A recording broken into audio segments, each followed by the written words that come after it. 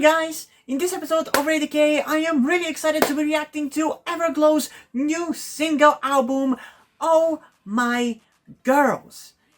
Yeah, I already reacted to the title tracks. If you want to see that, you can go over and check out that video. And if you're coming from that video, welcome! I'm really excited to check out these two songs that are B-sides of this single album, with those two songs being Oh Mama God and Make Me Feel.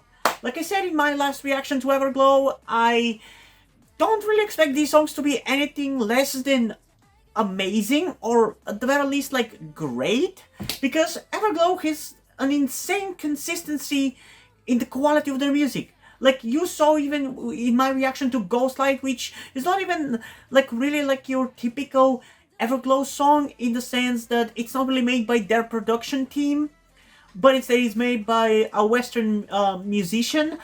It still felt like EVERGLOW, and it still was of the same level of quality that EVERGLOW's music tends to have. So I have no worry whatsoever about how good these two songs are actually going to be. Now, I am additionally hoping that they might kind of compensate for some of the issues that... Now, on the other hand, though, I do hope that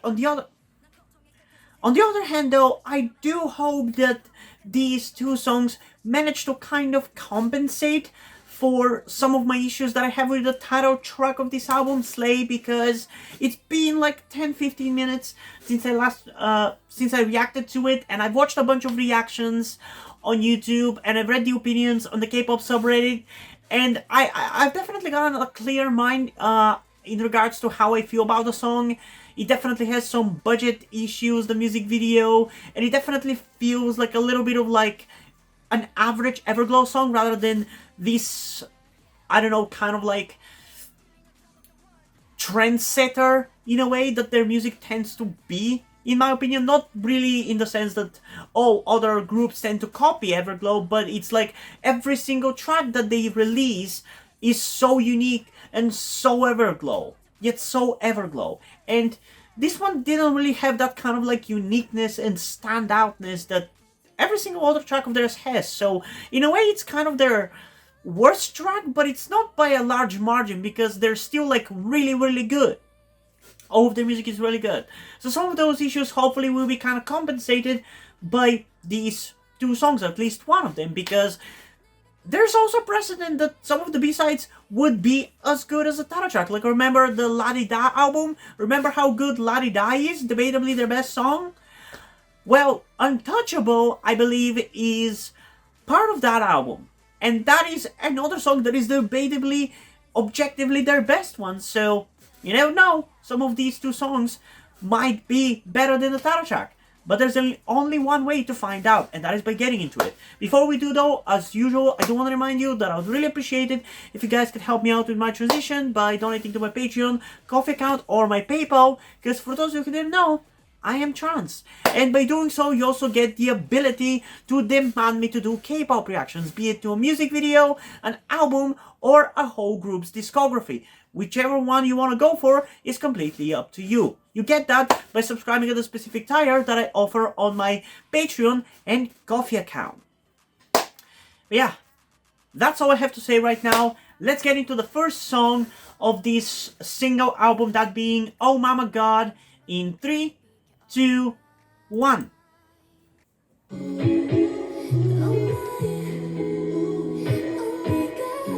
Oh, it's Oh My God. I don't know why the title says Oh Mama God, but whatever.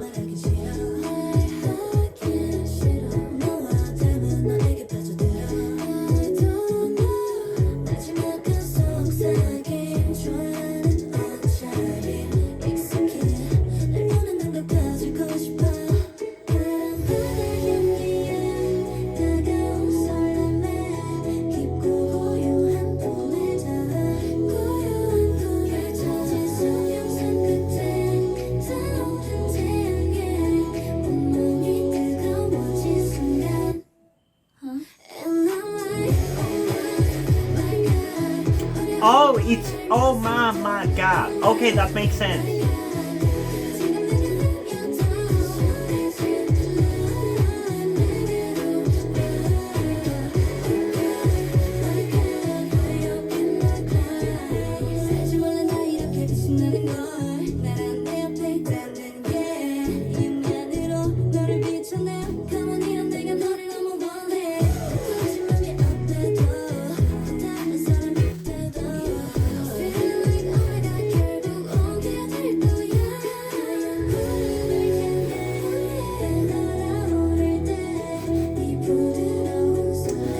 am not gonna lie.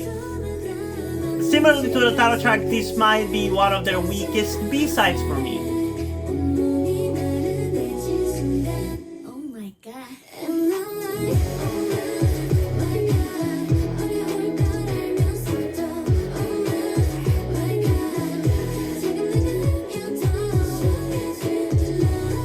Like, I'm genuinely partially yawning because of the song. It is a little boring.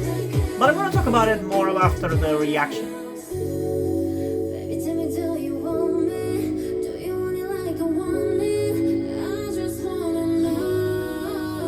It just feels kind of fillery. It's exactly the thing that their music wasn't, you know?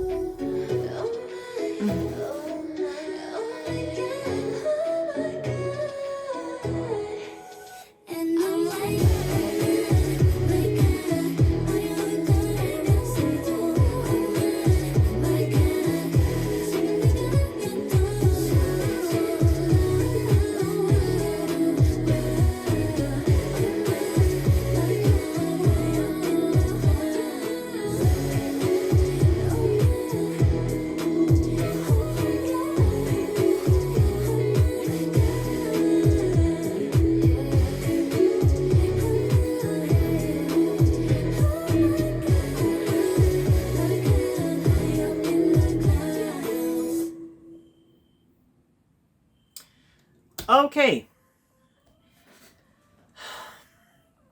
I'm sorry that I really didn't have anything to really react with during this song, but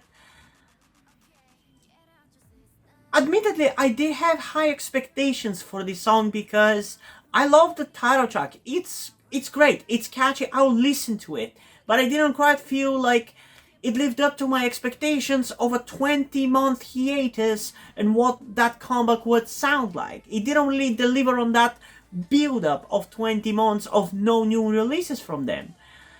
So I was hoping that these two B-sides are gonna compensate for that, hopefully.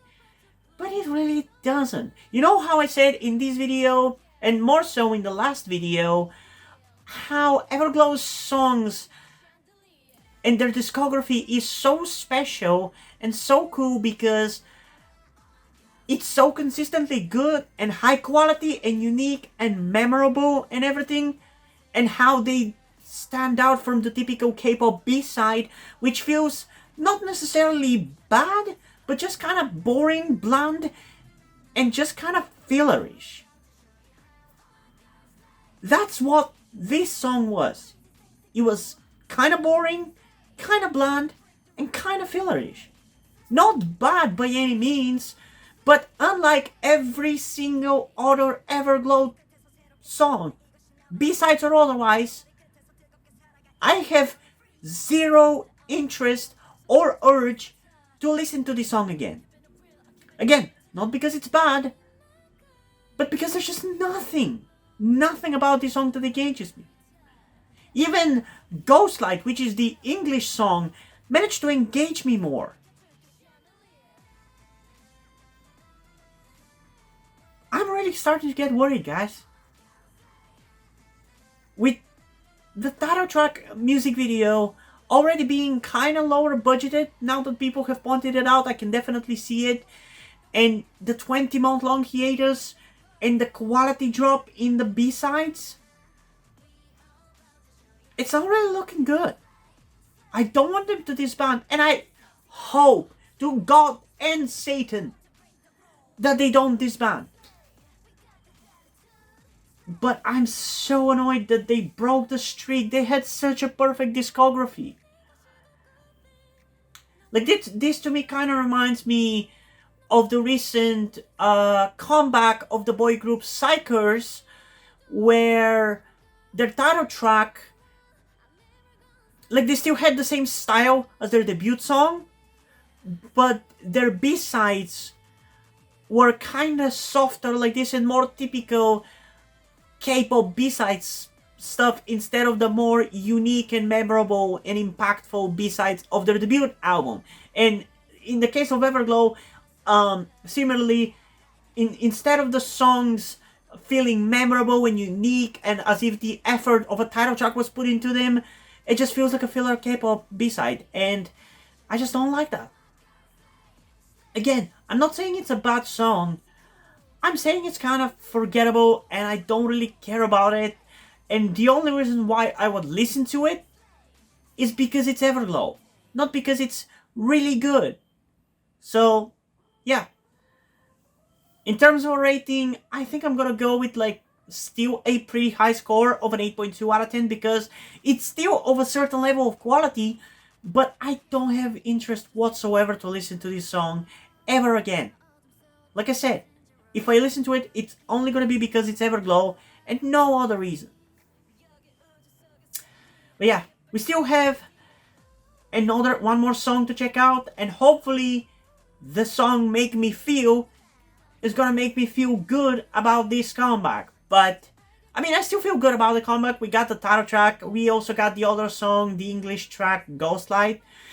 So I feel decently satisfied on the music side of things, but I am still worried about Everglow's continued in existence. So yeah, I don't know. I'm hoping that I'm gonna like this song. Let's get into it and find out in 3, 2, 1.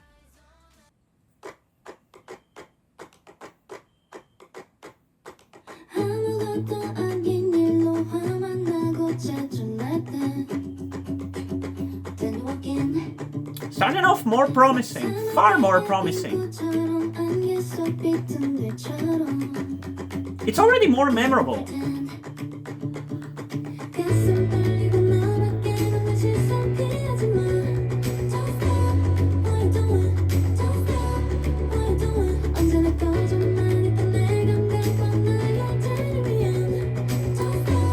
What?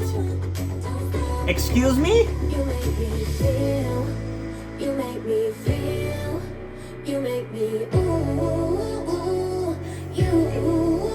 Okay. It's kinda hard to listen to this song after listening to Jungkook's 7 explicit version, but I'm gonna somehow manage to do that.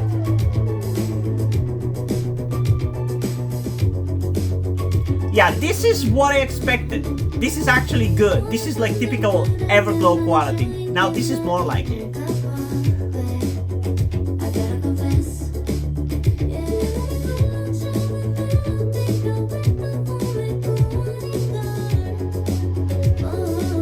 Yeah, this one is definitely getting a second listen.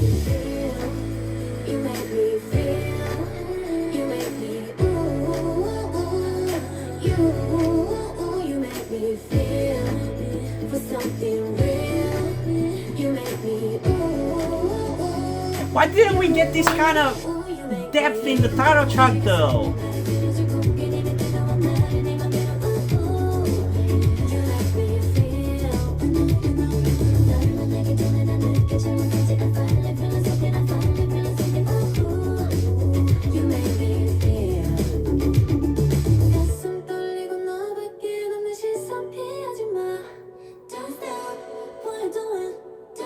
Like, this is debatably better than the title track, in terms of its quality, not in terms of its impact or necessarily its excitement and fun, because it's not really a typical Everglow title track. It wouldn't be if it was the title track, but song-wise, it might be better.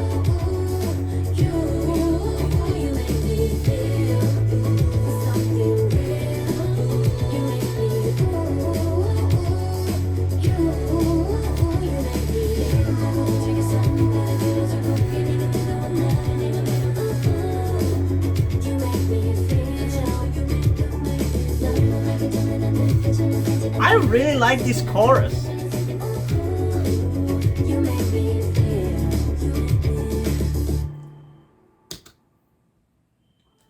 Okay. I feel like even just by my reaction alone and how much I actually had to say, you can clearly see that this was the more enjoyable song out of the two. And probably maybe the first one in the long term, it's gonna end up growing on me. Most likely. But at the same time, this is Everglow. This is the kind of B-sides that Everglow does. This is what I expected the previous song to be like. Not necessarily like specifically the sound or the style or whatever, but this level of quality, this level of depth. And talking about depth, one of the issues that I have with the title track, as good as it is, as enjoyable as it is that one, it feels like too much of a stereotypical Everglow song. It's like an Everglow song made by somebody who has only surface level idea of what an Everglow song sounds like. Because as hard-hitting and noise musicy as Everglow's music tends to be, there's far more depth to it, both lyrically and both sound-wise, than people might realize, you know? There's more depth to their music.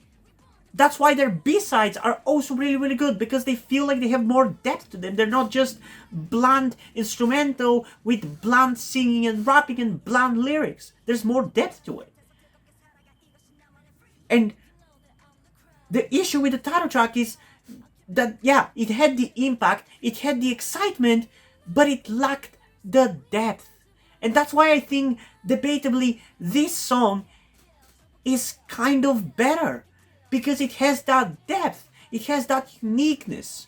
If you combine this song and the title track, you have what should have been the title track of this comeback. Because like this feels really good, really catchy, really memorable, really soulful. I love it. And the title track feels very exciting, very impactful, very energetic. But we only have a song that combines the two. And when you combine those two things is when you get an Everglow title track. I'm really curious, what do you guys think in regards to these two songs and the title track of this album? Because I want to see how people's opinions compare to mine, or vice versa, because I feel like I've nailed it right now. What the issue is with this album and why it feels the way it feels. Because like, yeah, I think we all will still probably end up listening to this song and still enjoy it. But yeah, it's not really a perfect comeback from them musically, which is sad and annoying, because it's been 20 months since their last comeback. But yeah, I'm really curious, what do you guys think? So comment your thoughts down below. But before I say my rating for this song, which I feel like you should already kind of know, I do need to react to it a second time. So without further ado, let's get into it again in 3, 2, 1.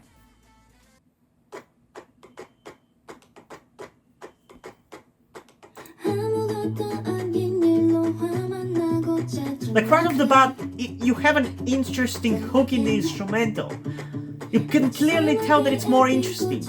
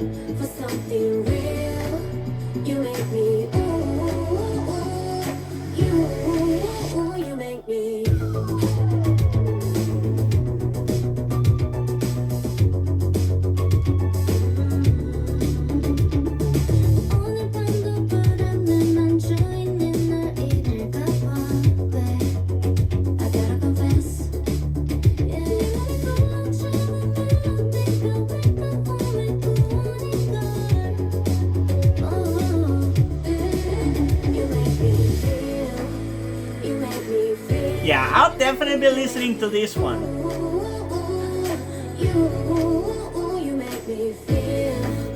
This is more like it.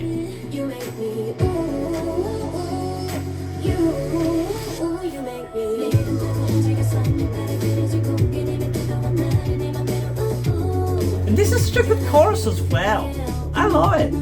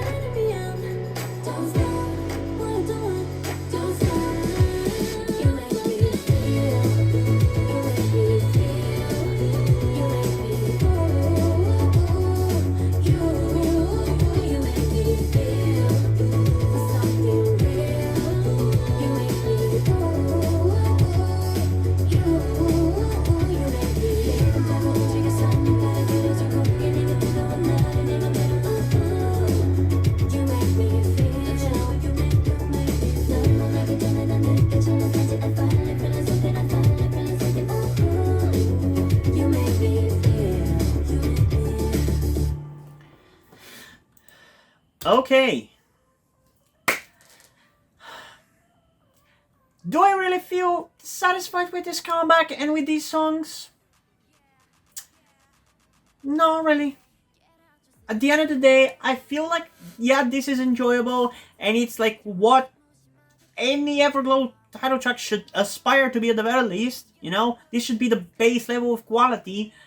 And I definitely enjoy this song, but at the end of the day, I'm also not like too crazy about it. It's not to the level of like Untouchable. It's not even to the level of like something like Don't Ask, Don't Tell. It's good, but we've definitely gotten better Everglow B-sides and better Everglow title tracks. So this is sadly not really their best comeback, which is really heartbreaking and hard to swallow after not having a comeback from them for 20 months. So once again, I really hope they don't end up disbanding, but it is how I feel about it. You know, I will listen to the title track. I like it. It's still a 10 out of 10 track for me. It's just that I wished that it was going to be a 20 out of 10 and we would basically get another la-di-da in terms of its impactfulness. And for the B-sides as well are slightly disappointing. Like I said, I like this song.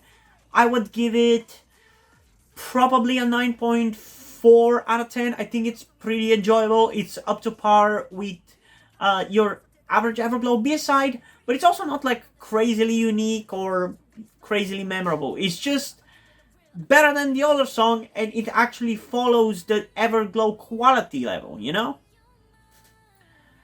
But yeah, overall, this comeback is slightly disappointing, but I'm hoping that if they don't end up disbanding, the next one's gonna be better. Will it? Won't it? I don't know. But I guess we're gonna have to wait and see, since we've heard all we can hear from this comeback. But yeah, I am curious though, what do you guys think about this album in these two songs? So comment thoughts down below, and let's have a discussion about this. And also, before we end this video, I just want to give a huge shout out to my currently 3 patrons on Patreon: Deadpool, Corby Dead, and Kaylin McQueen. Thank you guys for your support. I really appreciate it. It really means a lot to me. You have decided to support me, and you have continued to support me in such a long time. Hope you continue to enjoy my content and continue to support me going forward. Thank you very much. And yeah, hope you guys enjoyed this video. And if you did, please leave a like, subscribe. Also, check out the link in the description to my Wattpad, where I post my stories, because in addition to doing all these videos on my channel, I'm also a writer.